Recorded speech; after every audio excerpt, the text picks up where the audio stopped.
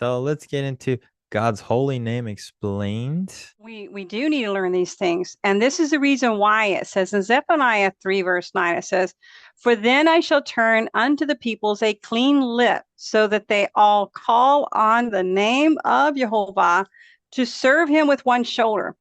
Yes, clean lip can mean Mm. clean language, but it means no other Elohim's names, no other God's names, right? So don't be calling on other gods. Don't be calling, there's a lot, even the days of the week are named after gods, the months are named after gods, and we don't need to be calling upon any other God's names. He's giving us a clean lip Hmm. so that we can Yeah. call upon his name. And there's even a Bible verse that says, don't even let the foreign gods' names come out of your mouth. That would pair up with this. I'll say this, and there's one caveat, in the form of teaching and telling people don't use this.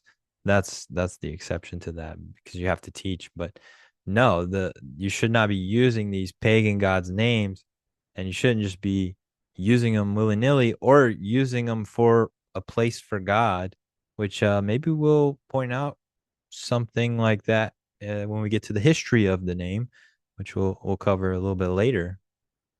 Absolutely. And so we've got here a key verse that I really love because it's in that day. The Joel chapter 2 is in that day. We're talking about the day of judgment.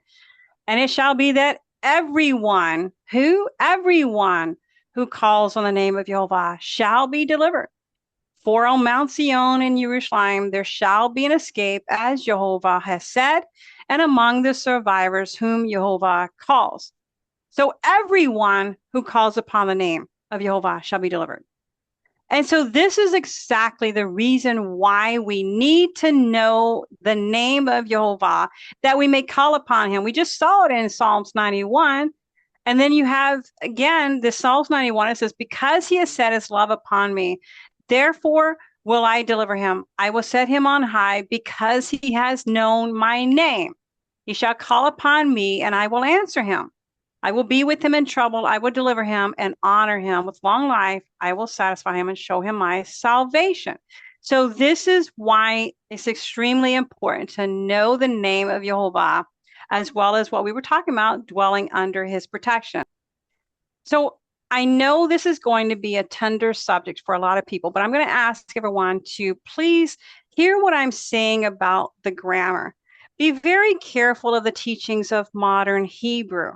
There are a lot of modern Hebrew teachers teaching people to read the Tanakh, the Old Testament, through modern Hebrew. And that's not even appropriate. Did you know, Bryan, there are verb forms that actually went extinct that was in the first temple period that Mhm. was used maybe once and it just went Yep. extinct. Yep. So how can you read any of the Old Testament, the Tanakh, through the eyes of modern Hebrew? And so there's a few things that I want to warn about, some things that are being taught, because it's actually getting to be a very big concern of mine Mhm. because they're really teaching some false things. Yeah, and they're doing things as grammatically incorrect. And there's people following people on YouTube that are famous and they think that they're learning real Hebrew from the Bible, but they're really learning modern Hebrew or things that aren't even grammatically real. And People that's are just exactly right. making up new ideas and Hmm. projecting them into Hebrew. And so people need to be careful of this. Please continue. Oh, absolutely. Okay, so while you're looking at that left side of the chart, I'm going to read the words on the right side so that you understand what you're looking at. You see the four columns, and we're going to start from the left-hand side and move to the right-hand side. But when Hebrew was first written down in 10 BCE, the writers only wrote the consonants. So there was only consonants at that time in the 10 BCE era, okay? There were no other vowel letters written in there. Now, when I say vowel letters in Latin, it's called mater lectionis, reading mother. And what it is, there are letters that over time the people over time decided to use the yods, the vavs, and the hays as a placeholder for a vowel sound that we call mater lectiones. Now, in the first stage, the 9th to the 6th century BCE, they only added vowels at the end of the words. So notice here where you have the second column from your left, you have the ending where the hey and the vav are green. Those are added letters representing a vowel sound. This is not the original writing of that word. So we're going to pay attention to that first line. That first line is the word Yehuda or Judah in Hebrew. And you can see in the 10th century, Yehuda was only spelled with a yod, a hey, and a dalet. You get to the 8th century BCE, now you've got a yod, hey, dalet, and now you have an added hey for that vowel sound, okay? Now, in the next stage of Hebrew writing, after the exile of 586 BCE, the mater lectiones, yods, and the vavs began to be used inside of the words in addition to the end of the words. In this stage, the yods and the vavs each represent more than one vowel. The yod can be an e, the vav can be an o or u sound. Now that's extremely important to remember that because the vav now can be an o or u sound as a mater lectiones, meaning an added letter, right? So you see in the chart, the 5th through 4th century BCE, you now see a blue vav that is a mater lectiones. And then at the end of the word, you see the green hey. It still says Yehuda, but you can see it's what we call the plane, the full spelling of the name of Yehuda with the mater lectiones. Now, the scribes who copied the biblical text became concerned that their oral tradition of how to vocalize the text would be forgotten over time. And in the final stage of Hebrew, vowel writings, the 7th to the 9th century CE, they developed a system of diacritic marks to represent each of the vowel sounds. So you don't see the diacritic marks, or rather the nikud for singular or nikudot in this image, but I wanted you to understand that when you get to the older text, 10th century BCE, you should not see the mater lectiones added by man, okay? Now let's look at the name of Yehovah. You'll see the Paleo Hebrew version of it there on the right. His name is spelled Yod with a Y sound, Hey with an H sound, Vav with the V sound, and you can compare that to the Ezekiel 23:35, where the word back is Gav in Hebrew. Daniel is Gav in Hebrew, and both mean back. They're both pronounced Gav. And guess what? One has a vet and one has a Vav, and they have the same V sound. Okay, so it has a V sound. And then the final letter is a Hey. Yod Hey, Vav Hey. All of these are consonants. Not one of these are mater lectiones. In other words, that Vav does not have an O or U sound added by a man. Okay, we know that his name is Jehovah, and as of the Ancient of Days, this vav was not later added by man. So none of these letters are mater lectiones. Okay, so I just want to make sure that that's clear because there's a lot of people that are confused about the vav. They're being told by modern Hebrew teachers that the vav has three sounds: the V sound, the U sound, or the O sound. That's not true. As a consonant, it has the V sound. As a mater lectiones, it has an O or U sound. Okay, and that was added by man. Okay. Yeah, and isn't that "oo" accompanied with a? The O is accompanied with the cholam vav. Okay, and the U is the shurek. Okay. Okay. And so this and that's the diacritic marks that I was just talking about with the Nakud or the Nikudot, right? And so they didn't even have this. That didn't show up until the 7th to the 8th century CE, here in the AD time, so we can actually look and see from the writings pretty much what time frame it was written, except that, some people may add the Mater Lectiones, to something that was older written and say, you know what, people aren't going to understand. So let me add that Vav or that Yod or that Hey. And now you've got a more complex concern because you may be adding this to a very ancient manuscript where it wasn't there during the 10th century BCE. Does that make sense? Yeah, it does. Okay. So let's look at the word shalom. And I use this as an example to a young lady who was just learning modern Hebrew. She was promised that she would learn to read the Tanakh through modern Hebrew. He taught her that the Vav, of course, had the 3 sounds, the V sound, the O sound, and the U sound. And I had to explain to her what I've been telling you here today, that the Vav sound as a consonant has a V sound. The Vav as a Mater Lectiones that was added by man has an O or U sound. So let's look at the word shalom. Shalom in 1 Samuel 16:4 is spelled Shin Lamed Mem. It does not have the Vav Mater Lectiones.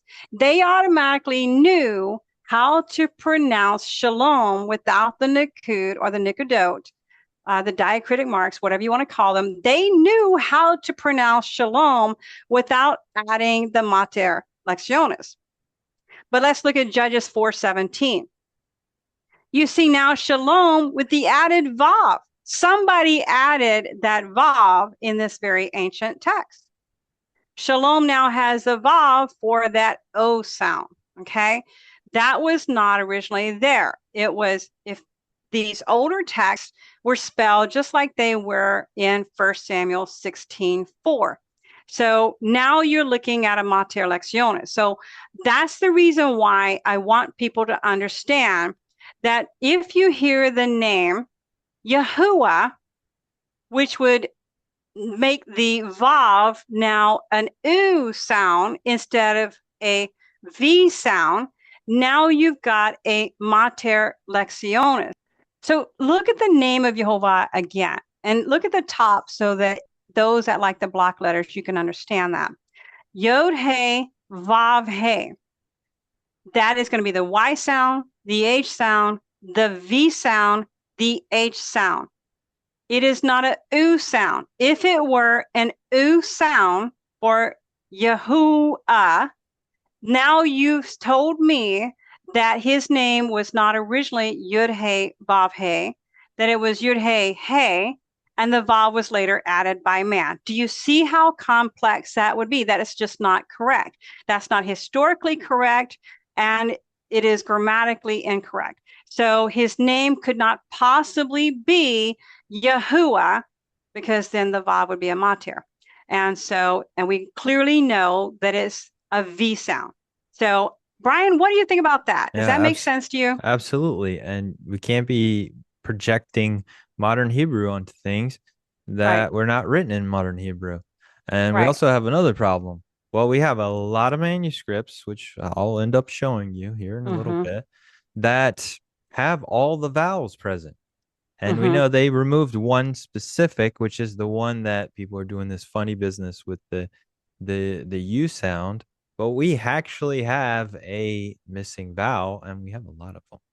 Wow. We'll show you those manuscripts, and we'll even show you some coins with God's holy name on it. Oh, that sounds awesome. Yeah. I love that. So the name of Yehovah in its final form with the Nikudot or the diacritic marks is Yehovah. You can see the holum over the Vav with the V sound. You can see the kamatz under the Vav with the Ah sound. Yehovah.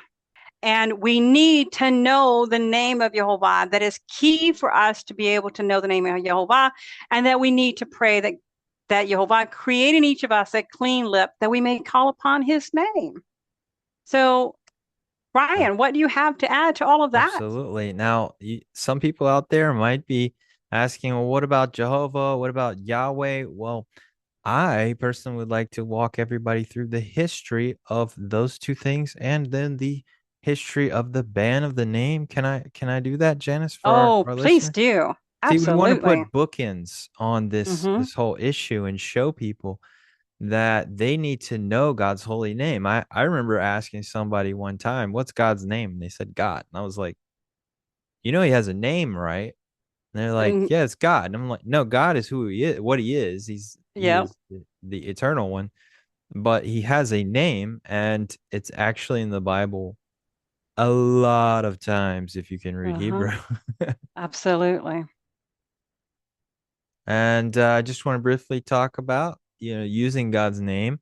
Psalms 118, verse 26, blessed is he who comes in the name of Yehovah.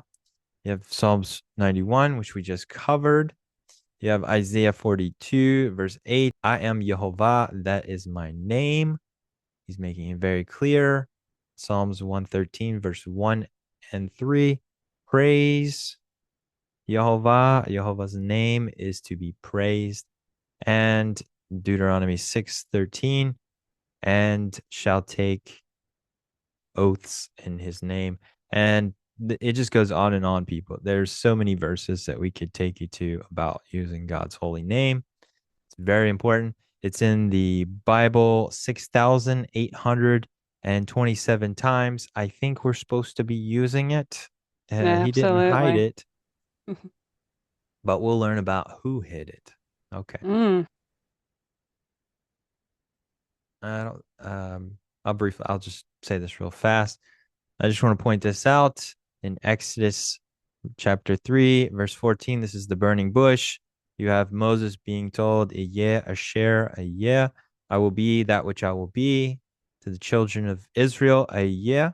And then he says, thus you shall say to the children of Israel, Yehovah, God of your fathers, the God of Abraham, Isaac, and Jacob, has sent me to you. So after he's explained what he is, then he actually tells, I want you to use Yehovah. So that's important to know. It's in the text. And if you're reading in King James, you'll see it in all capital letters, Lord. And that's a tip back to that's God's holy name there. So why did it get banned? Why are people not using God's holy name? Well, we're going to talk about that real quick here. I'm going to try to motor through these as fast as I can. So we have in 167 to 160 BC, you have Antiochus Epiphanes, and this is during the Maccabean time period. You have Antiochus Epiphanes, this Greek overlord of the region of Judea. He is oppressing the people, and you can see in this edict here, says the Greeks made a decree to eradicate Israel, ordering them to deny the kingdom of heaven, to declare that they have no portion with the God of Israel, and not to mention the heavenly name on their lips. So they were told not to use God's name, not to say it. Well, wow. fortunately, at that time, you have Judah Maccabee, who rose up and he fought back and took the temple from the Greeks. They lost. So that is why that ban did not actually work, but it was on the records that they were trying to make people not use God's holy name. Fast forward to the Roman time period. After the temple has been destroyed, we're looking at 130 to 138 AD. And during that time period, the Romans then put in a ban in the likeness of the Greek ban. And they were telling people not to use God's holy name. And if you do, there would be consequences. And so we have here this recorded story about a rabbi named Hanana ben Teradion. This statue you see on the right is a statue in Israel today. You could go there and see this statue. It's a very sad story. So if you're sensitive, you might want to tune out for a second. But I'll read this here. The Romans brought forth Rabbi Hanana ben Terdion and asked him, "Why did you engage in the study of the Torah?" He answered, "Because my Lord, my God, commanded me." They immediately seized him and burned him. They sentenced him to be burned because he used to pronounce the name the way it was written. They took hold of him and they wrapped him in a Torah scroll and surrounded him in bundles of branches, and they set him on fire. They also brought tufts of wool, which they had soaked in water, and placed them over his heart so that he should not expire quickly. He tortured this guy, and he was a Oh, Levite. dreadful. It was very Wow. terrible. And so at that time, the Pharisees were the religious leaders still in that region. They got together and said, "Hey, we can't have everybody die. Let's do something about this. I know. Why don't we just tell people that God's holy name is too precious and too holy to be used? And that way, we'll make the Romans happy and they won't kill us. And we can stay alive and we can talk about God's name in secret. We can teach his name in secret, but publicly we won't read his name. We will just say Adonai, and we will create hand signs. We'll talk a little bit about hand signs. We'll do hidden messages using his name.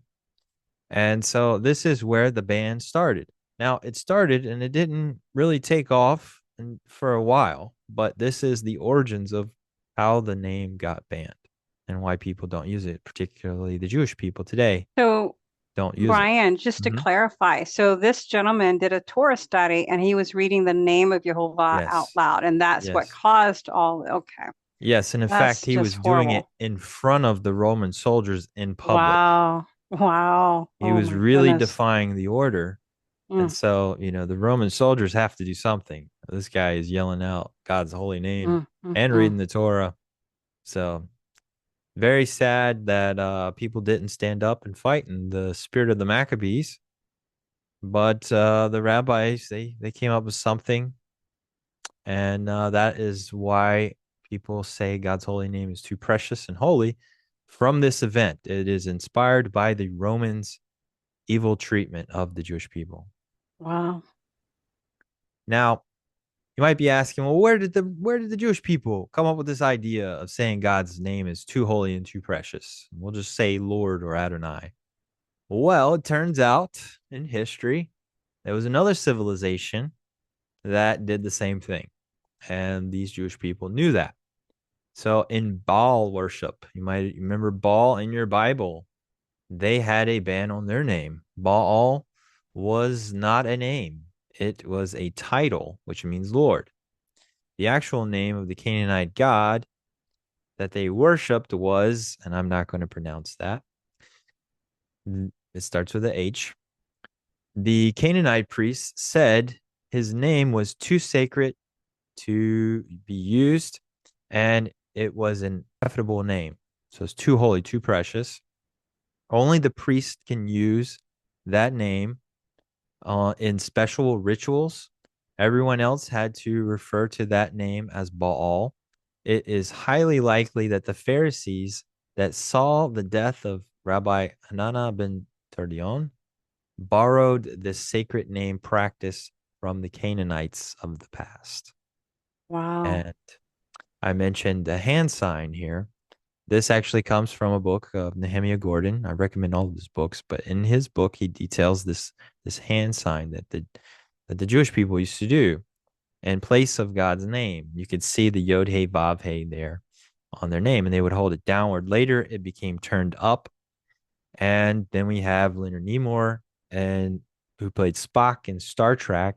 He actually saw his rabbi praying over everybody using these two both hands, this hand sign. And he was Jewish, of course. He went to a synagogue. But he saw that and said, I like that. I'm going to use that for Star Trek. And so effectively, what you have is Spock going out throughout the universe on the television show, showing God's holy name. Yeah. Amen. Hallelujah there. Amen. That's amazing. That is a hallelujah moment. Hmm. Wow. But that was because of the band and the name. They would do hand signs and stuff. So there you go. Now you'll look at Spock a little different. Absolutely. All right. Now you might be asking, well, wait a second. Where does Yahweh come from? Where are we getting this Yahweh business? Why does the Western academic world say Yahweh? But you go to some of these other languages, they don't say Yahweh. In fact, if you say Yahweh to a Jewish person in Israel, they'll look at you funny because it doesn't mean anything to them. It's not really a thing. But it comes from Wilhelm Gesenius. Gesenius is actually a very big contributor to the restoration of Hebrew. He's very important. He actually has a lot of good work, but this is where the Western academic world cites their usage of Yahweh. He lived from 1786 to 1842. He was a German biblical critique and an important figure in Hebrew, which I mentioned, and other Semitic language studies. He was a pioneer of critical Hebrew lexicograph and grammar. Gesenius brings two sources, Theodore of Cyrus in 500 AD, and a listing of names of God from the Middle East. Gesenius did this in his dictionary in 1833. So what Gesenius did, one, he's citing Cyrus in 500 AD, but he sent a person to the Middle East to go around and collect all the names that people are using for God in the Middle East. And he got 16 different versions of God's holy name throughout the Middle East. And one of those happened to be from the Samaritans. He admitted to choosing the Samaritan version of God's holy name. He also declared that it is connected back to the Egyptians and the connection to Jupiter. He acknowledges a connection of Yahweh to Jupiter. And he says, well, Jupiter must be coming from the same source. The Romans must be getting it from ancient Egypt.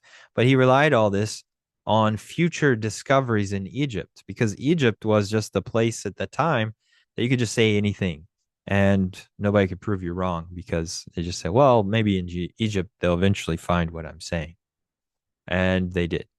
Hasn't been discovered. So he kind of made it up. Now, let's get into the people of the Samaritans. So Josephus writes in book 12, chapter 5, section 5, they had erected a temple at the mountain called Gerizim, though without a name.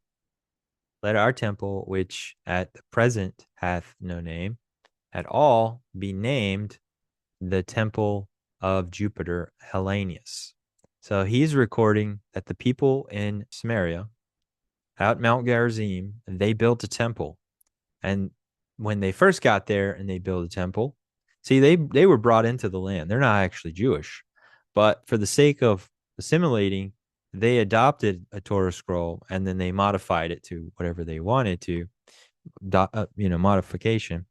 And instead of going to Jerusalem, they built a temple on Mount Gerizim and said, "Thou shalt worship at Mount Gerizim." So they had no name for that God. They just said, "Oh, it's the God of the land, no name."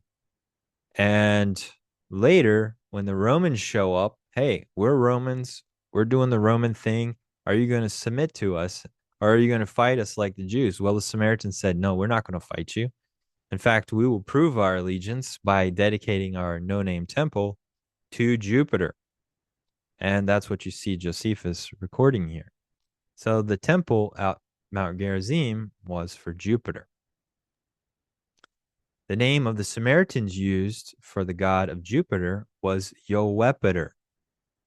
The short form was Yahweh.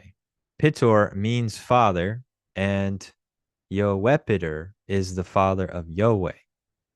The O sound, it depends on dialect, but what you effectively have there is the short form Yahweh. And that is where Gesenius writes down Yahweh because that's what they heard, the person recording it. So Wow. Yahweh is Jupiter. So by using the name Yahweh, then is calling upon another Elohim, another God, right?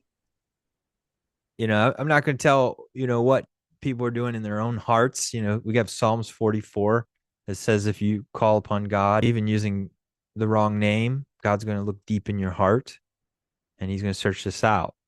But if you are presented with this information and it does not affect you, I would say you're on risky ground here because this is not the only information that shows you Yahweh is from Jupiter. There's a lot of other information that you can cling to. And, it's out there. Yahweh is not even a Hebrew word. Yahweh is a Samaritan word and it's a short form. So it's not even a built in full form of a word. And, you Wow. ever heard of someone saying by Jove? Absolutely. They're referencing Jupiter there. Oh my goodness. Yeah. So, we need to be careful with what we use and we need to study this out very thoroughly. Absolutely.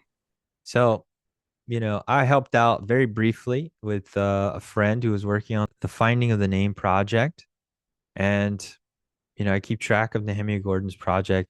I don't think they're actually continuing anymore, but they had reached a very big number, which we'll show that number at the very end of scanning through all these manuscripts that are of the Old Testament in Hebrew and looking for God's holy name. And they actually recorded other variants where somebody made a mistake, someone made a typo, and whatnot. But even to this day, there has been zero Old Testament Tanakh manuscripts with the name of God recorded as Yahweh. It's not there. It doesn't exist. So to continue on using Yahweh, you have to explain to yourself why there's no manuscripts that has that. Absolutely. And to go further, even if you want to cling to the wah sound, which we'll cover to that, you have the A being first and the E being last. Well, we don't have manuscripts that do that. The order of the vowels have always been the same. We had them switched around.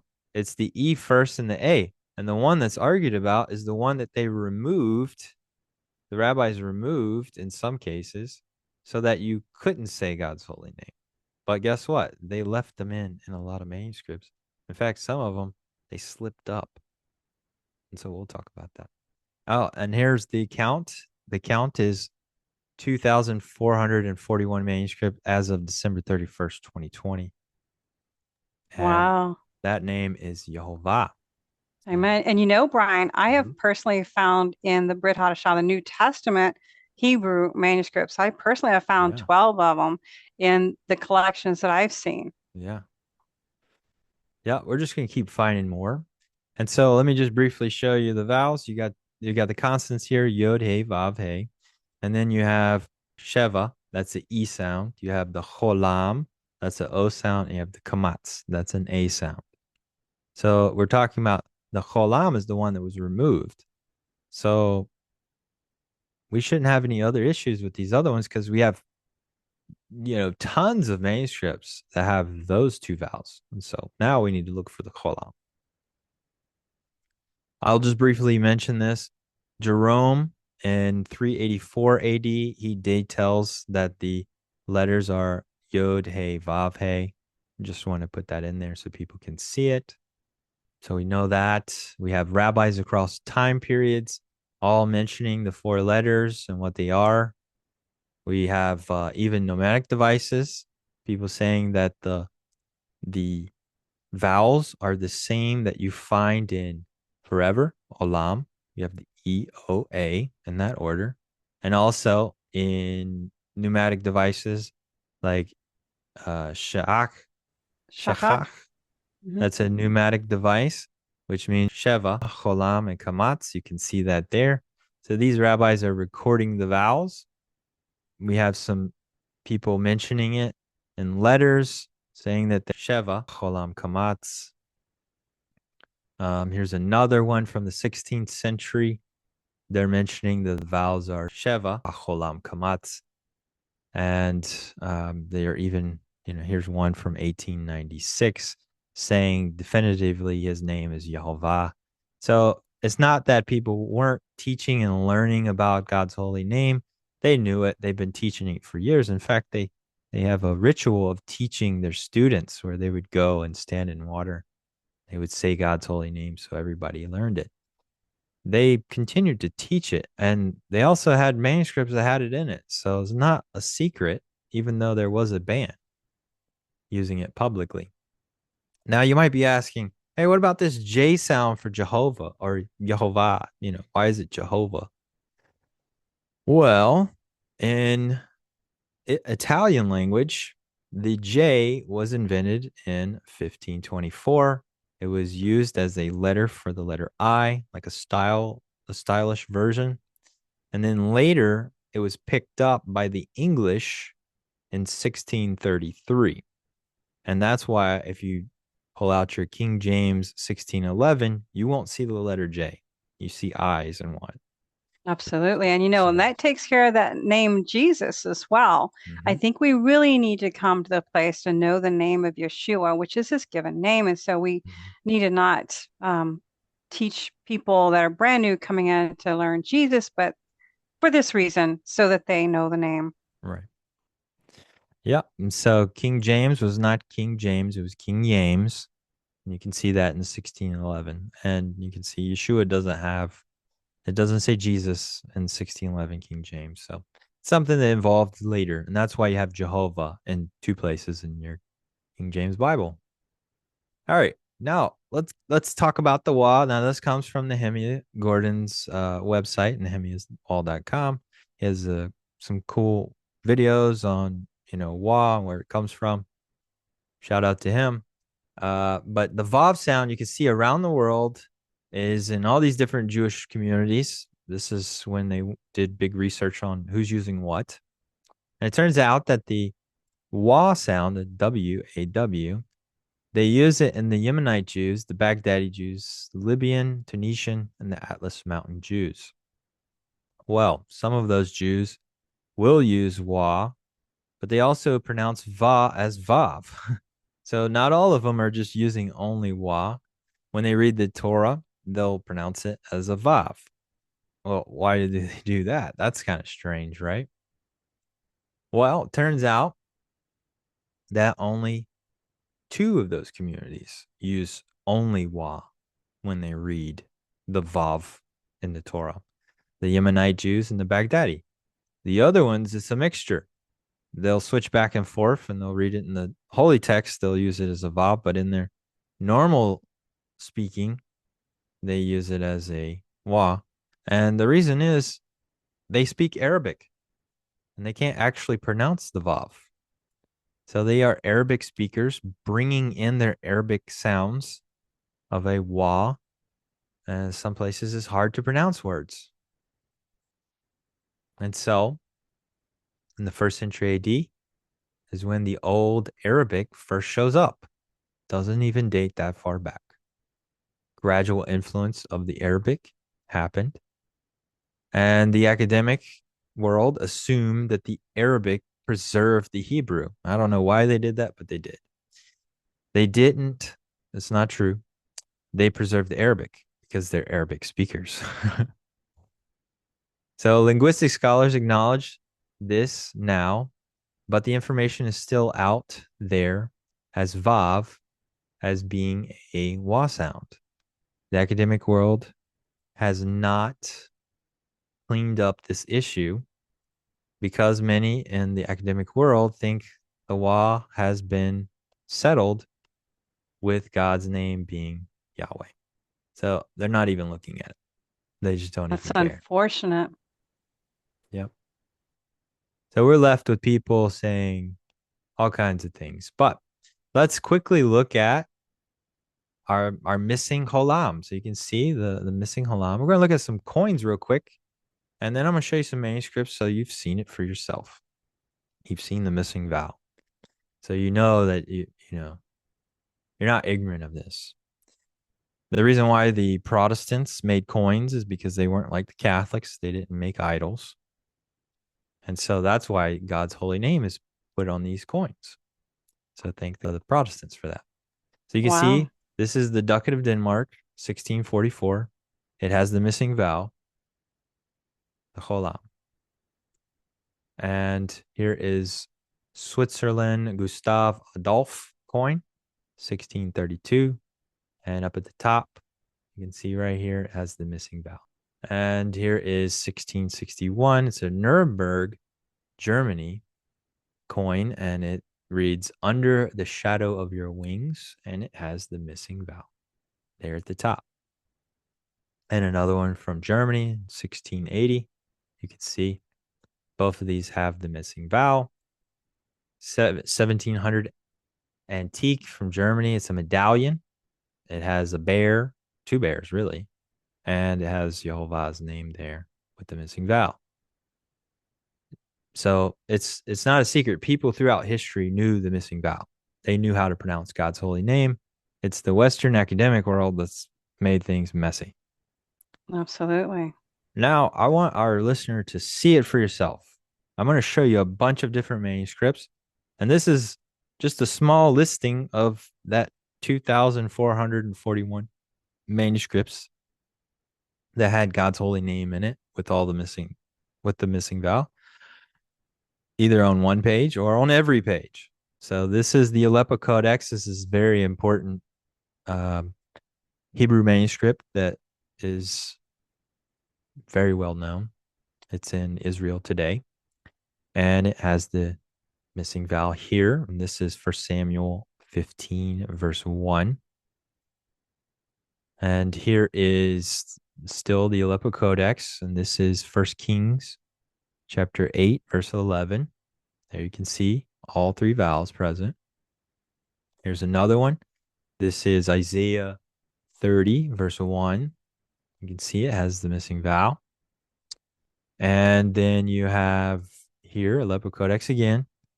And this is Ezekiel 28, verse 22. And then the Leningrad Codex, which is the basis of all the Torahs that people use today. This is the go-to one. If you buy a Hebrew Bible right now, you will be getting the Leningrad Codex, and you can see it for yourself here in Genesis 3:14.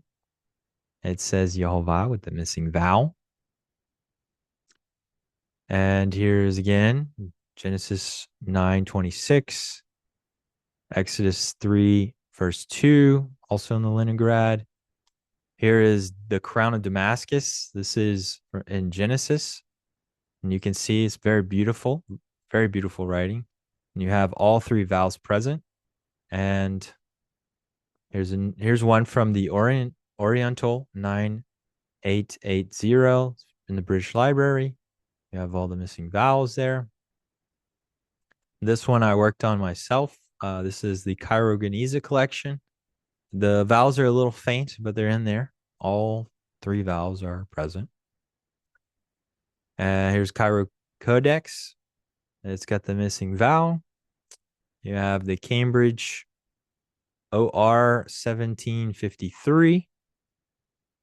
And here is one from Kurdistan, the Jewish synagogue in northern Iraq. This is Exodus chapter 10. Two places it has God's holy name with all the vowels present. And here's a New Testament. This is a Luke from the Vatican junk box, and it contains Yehovah in two places. This is a Hebrew James, Sephardic script, and you can see it's a little blurry, I'm sorry, but this one has all the vowels present. And here's a listing of some other ones that has it as well. There are a lot of these. This is not like saying, oh, there's no proof. Actually, there's so much proof. It's overwhelming how much proof there is that the name is Yehovah, and we don't have any that say Yahweh. And this Yahuwah business, well, that's modern Hebrew, which James Right. cleared up for us. Yeah. Wow, So Bryan. here's my sources. Just want to say shout out to Nehemiah and Keith Johnson for all the amazing work that they did. They are good providers of primary sources. I highly recommend them. Check out their books. But that's the thing. Hunt down these sources, people. You have seen these manuscripts for yourself. Go look at them yourself. Go to these chapters and verses. You can find Leningrad online. Go find it for yourself. Go to those verses and look at God's holy name with all the vowels present. Amen.